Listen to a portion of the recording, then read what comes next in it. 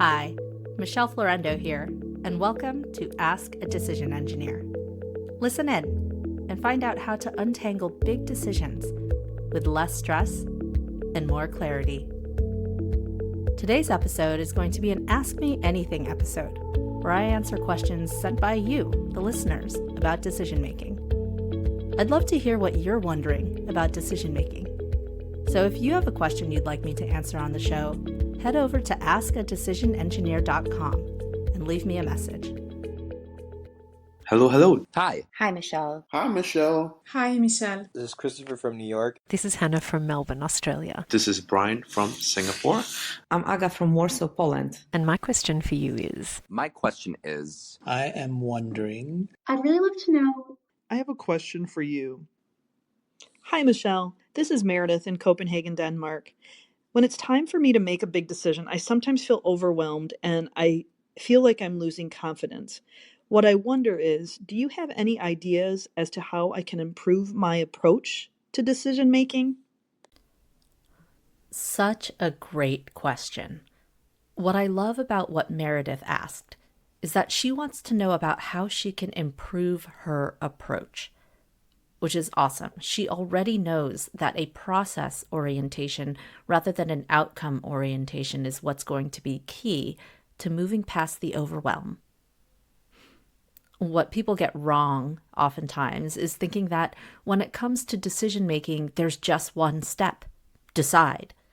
So they try to hold all their thoughts and feelings in this single step. But often there is so much to consider, especially in complex decisions. And so, of course, it's going to feel overwhelming if you're trying to wrap that all up in a single step. The antidote to overwhelm is to break things down into manageable parts. So I'll do the same with the advice that I have. Today, I'll talk about 4 key things. 1, how to address the confidence piece. 2, how to scope the decision that needs to be made. 3, how to break that decision down into its component parts. And 4, how to close out the process with a commitment to action. Meredith mentioned something interesting in her question, and she said something about losing confidence. Now, when I hear people talk about confidence in decision making, the question that pops up for me is, confidence in what? Is it confidence in making a right decision? And if that's the case, what is a right decision anyway? You may have heard me talk in previous podcast episodes about this concept of right decision, wrong decision, and the common misconception that most people have when it comes to assessing the quality of the decision. And so I'll repeat what I've said before again. Many people sometimes get wrapped up in this whole right decision, wrong decision, because they believe that the quality of the decision is the same as the quality of the outcome. But that's a myth. This preconception that, if you make a good decision, that means it has a good outcome. And anything that has a bad outcome must have been a bad decision. When we equate the quality of a decision with the quality of the outcome, that means that we cannot actually know in the moment what the quality of the decision is.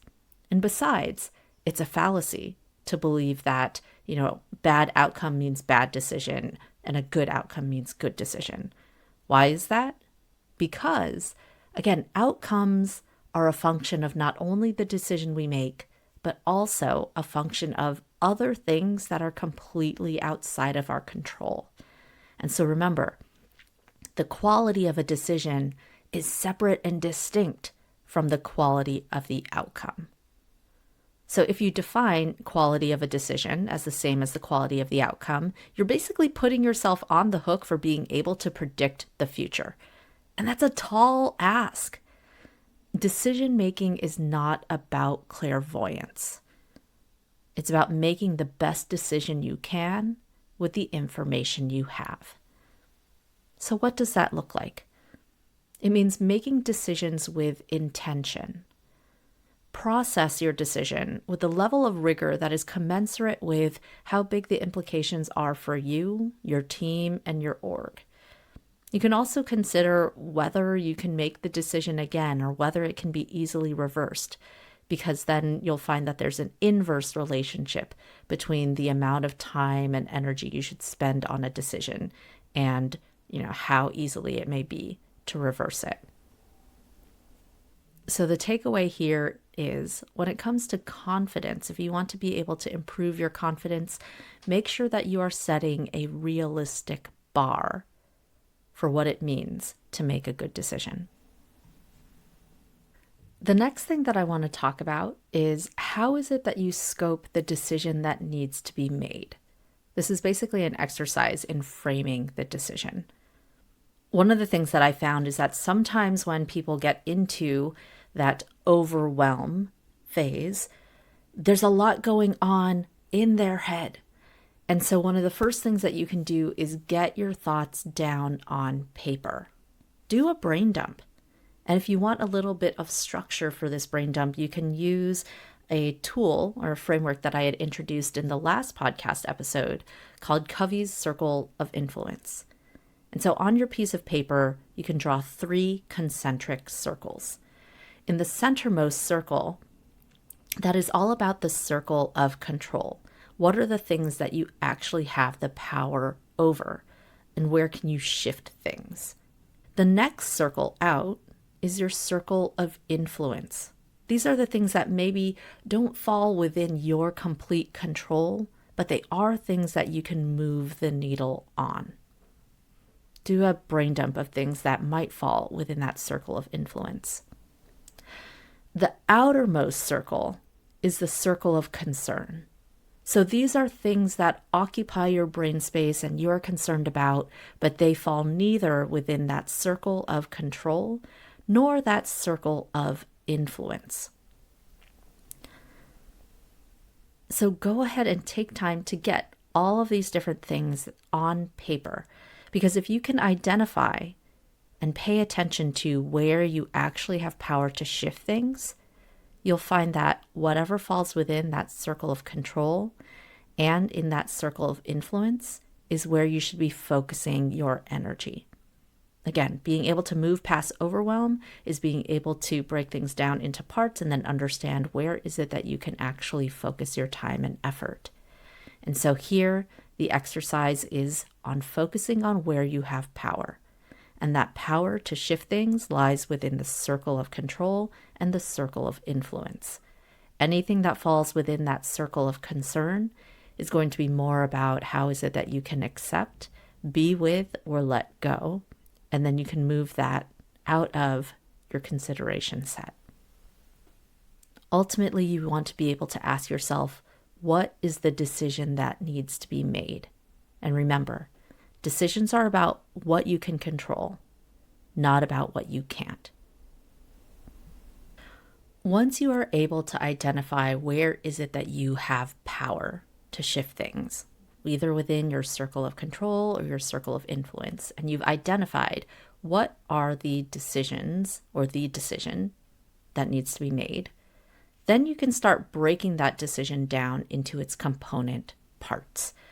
I come back to this framework of the 3 components of every decision simply because I find that the people who I teach and the people I coach find this framework to be so useful in breaking things down into manageable parts. So I'll outline it again here. Every single decision has 3 components: your objectives, your options, and the key information. Again, your objectives are what matters in the outcome. What is it that you prefer to see in the outcome? Your options are, of course, what are the different or various alternative paths that you can choose to go down? And the information component is all about what information do you have or not have on how those various options can deliver against your various objectives. Oftentimes, I'll share with clients that a useful thing to do is to, when they're in that overwhelm, again, get all of their thoughts and feelings down on paper. Do a brain dump. And then you can start sifting through those thoughts and feelings to identify what is it that they're telling you about each of those components. What are these thoughts and feelings telling you about what your objectives are? What are your thoughts and feelings telling you about the options that are in your consideration set? And what do these feelings and thoughts say about the information piece? A key question that you can ask yourself after doing a brain dump and identifying how these various thoughts and feelings fit within the 3 components is, which component is giving you the most trouble? Because then that can give you a sense of what you can do then. And I'll go into each component and give you a set of questions that you can ask yourself to get to more clarity in each component. So for example, within the objectives component, it's useful to ask yourself, especially if you've never actually articulated what your objectives are, what is it that matters most in the outcome? What are your objectives?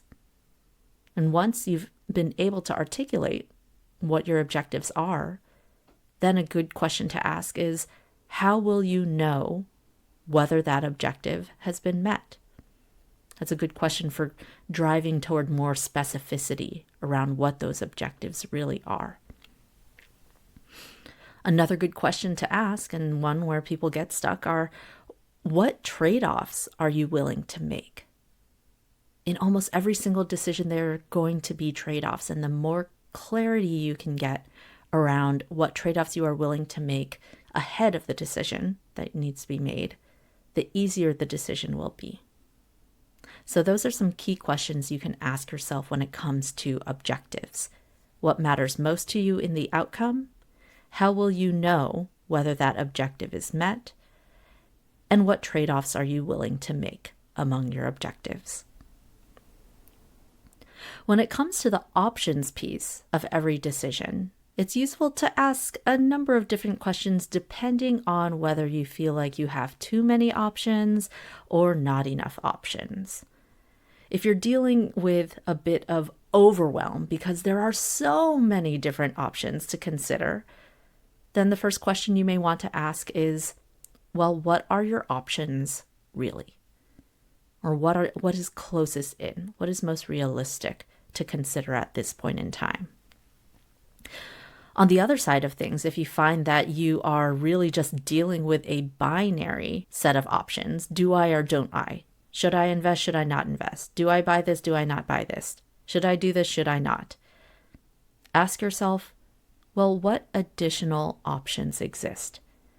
Is there a more creative option out there that may get me more of these things that I care about in the objective set? If you find that it's difficult to think about what might be a creative third option, another question that you can ask yourself is, well, are there options that you are ignoring?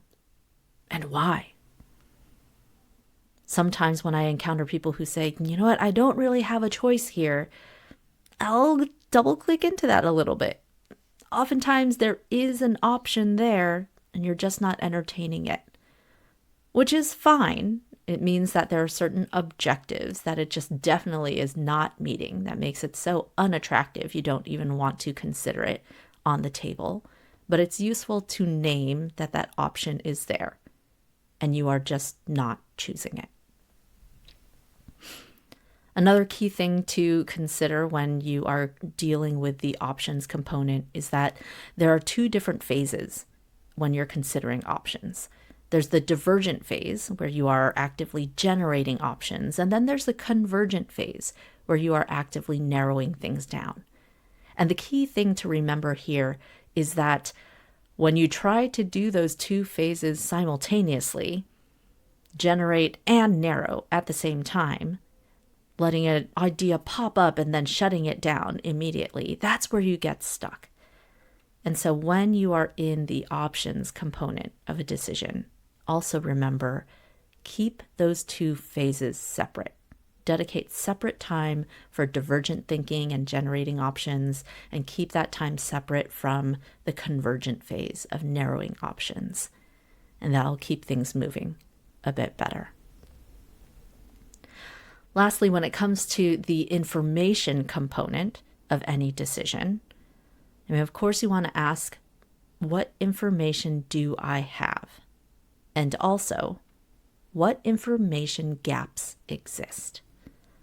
Sometimes just naming what information we don't have can go a long way in working toward clarity, as opposed to just dealing with the overwhelming feeling that you don't have the information that you want. Once you're able to identify the information gaps and what information you don't have, a good question to ask is, well, in these gaps, what is actually knowable versus what is unknowable? Meaning, are these information gaps ones where I can actually research and get an answer? Or are they uncertainties where I just won't know and it's impossible to know until things play out? Being able to distinguish between those two, between an unknown and an uncertainty, will also give you a sense of where is it that it makes sense to dedicate energy. Because if you try to research your way out of an uncertainty, you're just wasting time. Also, when it comes to these information gaps, it's useful to identify, well, what information is actually valuable? Information is only valuable when it will actually change the course of action that you will choose. And if it's not going to change things, well, there's not really much value, at least with respect to this decision, in that information. And if you deem that there are pieces of information that are valuable, then it's also useful to ask, well, what is the cost of gathering that additional data? There always is a cost, whether it's time, energy, social capital, opportunity costs. You've got to ask that question. Because if the cost of gathering that data is greater than the value, then it's not worth it. And it's better to simply move on with a decision without pursuing that information. So ultimately, when it comes to the information component of decisions, it's useful to ask, what information do you have? But also useful to answer the question, how will you deal with the information gaps? I've just walked through a lot of different questions that are useful in being able to double click into each of the three components. And one of the things that's useful to acknowledge is that this tool of the three components, objectives, options, and information, is also useful for sifting through inputs from others. I don't know if you've ever encountered a situation where you are seeking input from others and everyone has a different opinion on what you should do. Well, the key thing to know is that when you're soliciting input from others, it's less about listening to what they would do if they were you, and more about listening to, well, what is it that you can glean from what they are saying that gives you more insight in these various components? What is it that you can learn from what they are saying and integrate into how you think about your objectives, or how you think about your options, or how you assess what information you have? Another thing about these three components is that it's also a great tool for thinking about how is it that you might influence others. When we move beyond that circle of control and into that circle of influence, how is it that you think about what objectives other people have and what information they may have and what option set they're considering? And how do you use what you know about those three components for them to your advantage as you try to influence these things that are not quite within your control, but that you can still move the needle on? Ultimately, again, to move out of that stage of overwhelm, break things down into manageable parts. And using the three different components of every decision to do that can be a huge, really useful tool here. The last thing that I want to talk about is how to close out this process with a commitment to action. I already talked about how one of the keys to moving through overwhelm is to break things down into manageable parts. But sometimes you may get stuck in that analysis paralysis and you can swing back into that overwhelm stage. So the key here is being able to close out that analysis phase by moving into an action phase. The key here is to remember that decision-making is a skill. And like a muscle, your decision-making skill gets better and stronger with every intentional decision you make. Indecision, or the act of unintentionally not making a decision, robs you of that ability to get better. So, as I said before when I was talking about the quality of a decision and how it's separate and distinct from the quality of the outcome, in the end, it's not about good decision, bad decision. It's not about win or lose. It's about win or learn. And you won't get to that point until and unless you commit to making a decision and acting on it. So there you have it. Those are my thoughts on how you can improve your approach if you find you get stuck in the overwhelm in the midst of big decisions. I talked about how you can improve your confidence by setting a realistic bar for what it means to make a good decision. Decision making is not about clairvoyance. It's about making the best decision you can with the information you have. I talked about how you can focus on where you have power and really identify where is it that you have control, where is it that you can influence things, and let go of what are things that are concerns, but that you can neither control nor influence. I talked about how you can break down a decision into its component parts, break things down into what are your objectives, what are the options, and what information do you have or not have about how each of those options will deliver against those objectives, and how might you deal with the information gaps that exist. You can also use the 3 components to sift through inputs that you receive from others, or use it to plan out how you can influence others that may be involved in the decision-making process. And then lastly, I talked about how the key here is to move from that analysis phase and into the action phase by committing to action. Because it's only in making decisions over and over and over that you can really build that muscle and make it stronger and better over time. Thank you so much for listening to this episode. If you heard something today that you found helpful, please share this episode or write a review. Also, if you're interested in more resources on how to make decisions with less stress and more clarity, go to askadecisionengineer.com to sign up for the mailing list. I'll be teaching a class on decision analysis and emotional awareness in a few months, and my email list subscribers will be some of the first people who get updates on that. Again, this is Michelle Florendo from Ask a Decision Engineer. Thanks for listening, and I'll see you on the next episode.